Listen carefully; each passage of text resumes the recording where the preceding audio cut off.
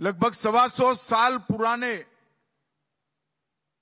सहकारिता आंदोलन ने इस देश के कई उतार चढ़ाव में इस देश के गरीब, इस देश के किसान, ग्रामीण नागरिक, विशेषकर महिलाएं, उनके जीवन का एक प्रकार से सहारा बनने का काम इस सहकारिता आंदोलन ने किया है। और कई बार जब सहकारिता की चर्चा होती है, छोटी मोटी विफलताओं को आगे कर इस पर चर्चा केंद्रित हो जाती है। मैं आज स्पष्टता से बताना चाहता हूं, कोई ऐसी व्यवस्था नहीं हो सकती जिसमें एक भी विफलता प्राप्त करने वाली इकाई न हो। परंतु सहकारिता आंदोलन के तहत ही अमूल, इफको, क्रिप्को या नाफेड, ये सभी संस्थाओं ने ढेर सारी सफलता की गाथाएं रची। मैं गुजरात से आता हूं। आज अमूल के साथ 36 लाख गरीब बहनें, ग्रामीण बहनें जुड़ी हैं, जिसकी एक भी बहन की पूंजी 100 रुपये से ज्यादा नहीं लगी। और वो 36 लाख बहनों का पुरुषार्थ आज 80,000 करोड़ का टर्नओवर करता है और मुनाफा सीधा वो बहन के अकाउंट में जाता है। चाहे इफको हो, चाहे क्रिप्को हो, चाहे देश भर के छोटे किसानों ने अपने खेत के अंदर पसीना बहाकर उगाया हुआ अनाज, अपनी उपज एमएसपी से भारत सरकार को देनी हो और वही अनाज गरीबों को मोदी जी की योजना से हर व्यक्ति को 5 किलो मुफ्त में मिलता है। वो पूरी योजना का एक प्रकार से रीढ़ का हड्डी एनसीसीएफ और विशेषकर नाफेड है। देवेंद्र जी ने अभी एडवांस में कहने के लिए नाफेड के चेयरमैन साहब को भाषण में इंगित किया। मैं देवेंद्र जी को बताना चाहता हूं, ये शुरुआत ऑलरेडी नाफेड ने कर दी है। मक्का और सभी दलहन वो नाफेड की ऐप पर किसान रजिस्टर्ड करा दे तो उसकी 100% दाल, दलहन और मक्का नाफेड एमएसपी पे खरीद लेगा। और अगर बाजार में मूल्य ज्यादा है तो किसान मुक्त है वो बाजार में बेचने के लिए। ऐसी एक तरफा किसान के तरफ में योजना आज तक नहीं बनी। रेट कम है तो आप दलहन दे दीजिए नाफेड को, रेट ज्यादा है तो आप बाजार में बेच सकते।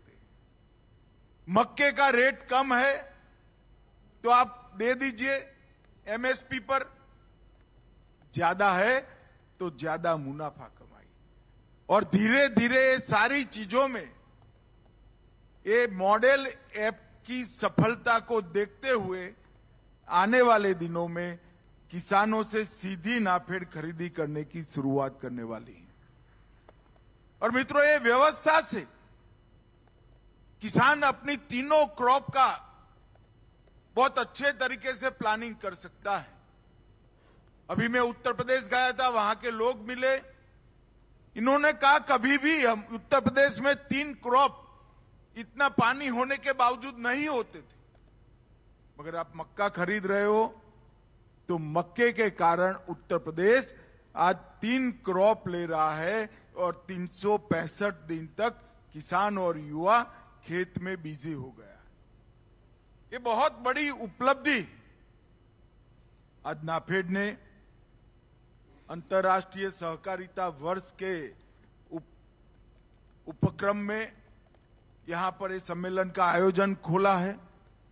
आज नाफेड के नए प्रोडक्ट, एफपीओ को अनुदान और गोडाउन बनाने के लिए पैक्स के साथ अनुबंध, ये तीनों टोकन स्वरूप से यहां पर किया गया, जो नाफेड की किसान लक्षी गतिविधि का परिचायक है। मित्रों, मोदी जी ने हमारे अन्नदाताओं को समृद्ध करने के लिए और एक सशक्त इकोसिस्टम इसकी बैकिंग में, इसके सपोर्ट में रखने के लिए सहकारिता मंत्रालय की स्थापना की है।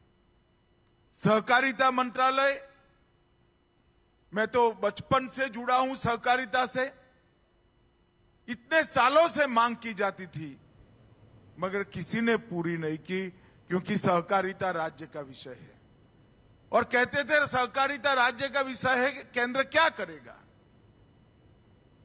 मगर मोदी जी ने इसकी जरूरियत को समझा और सहकारिता मंत्रालय की स्थापना की और उसके बाद सहकारिता मंत्रालय ने ढेर सारे इनिशिएटिव लिए हैं।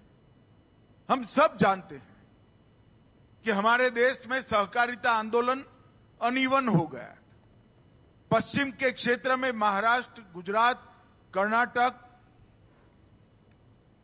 इवन गोवा, ये राज्यों में सहकारिता आंदोलन ठीक से फला फूला बढ़ा।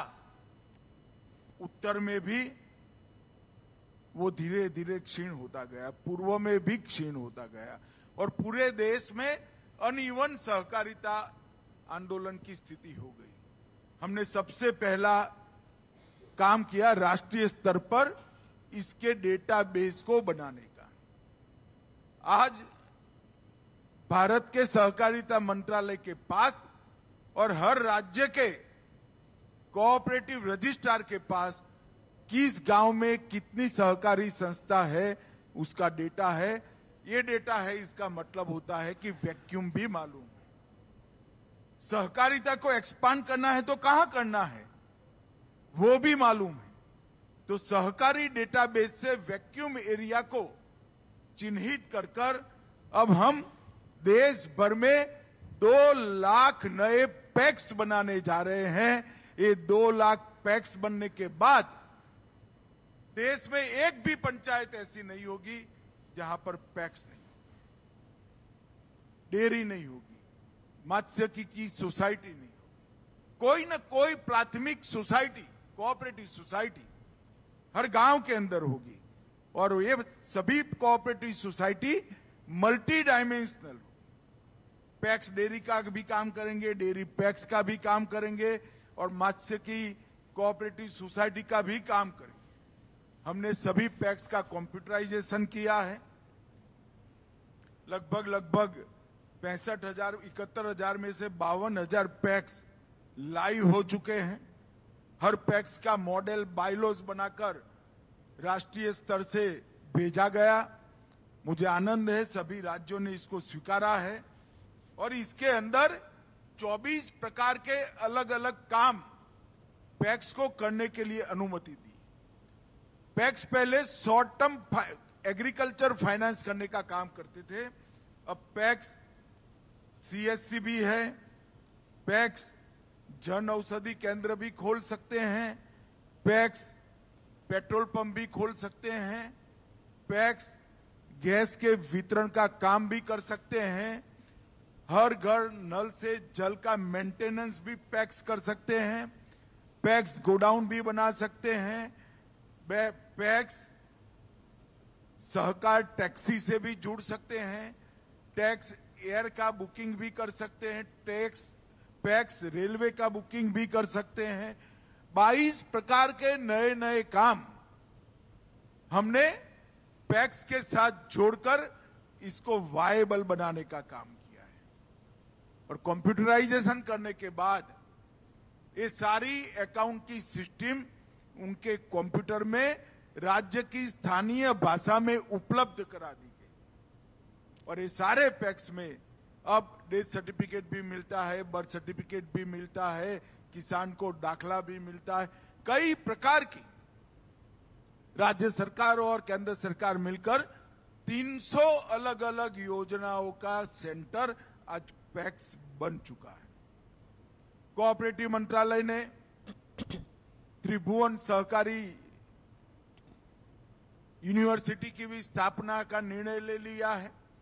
भारत सरकार ने बिल पारित कर दिया है और अगस्त माह में, जुलाई अंत अगस्त में इसका भूमि पूजन भी हो जाएगा। कोऑपरेटिव मॉडल पर राष्ट्रीय टैक्सी की भी शुरुआत होगी, जिसमें हर टैक्सी का ड्राइवर इससे जुड़ा नहीं होगा। एक cooperative taxi, Bharat cooperative taxi का मालिक होगा। मुनाफा सीधा ड्राइवर के बैंक अकाउंट में चला जाएगा। और इसके साथ साथ इफको ने ऑलरेडी शुरुआत की थी, सहकारिता क्षेत्र की एक कंपनी ने इंश्योरेंस की। अब इसमें हम कोऑपरेटिव का हिस्सा बढ़ाकर एक पूर्ण मालिकी की स्वामित्व वाली इंश्योरेंस कंपनी भी कोऑपरेटिव सेक्टर की होगी, जिससे कई सारे नए आयाम खुलने वाले हैं। हमने टेक्निक के सुधार के लिए भी ढेर सारा काम किया है और सबसे बड़ा काम किया है आयकर कानून के अंदर कॉरपोरेट और कोऑपरेटिव को समान स्तर पर लाने का काम किया है। तो आप देख रहे थे अंतर्राष्ट्रीय सहकारिता वर्ष के उपलक्ष्य पर राष्ट्रीय संगोष्ठी को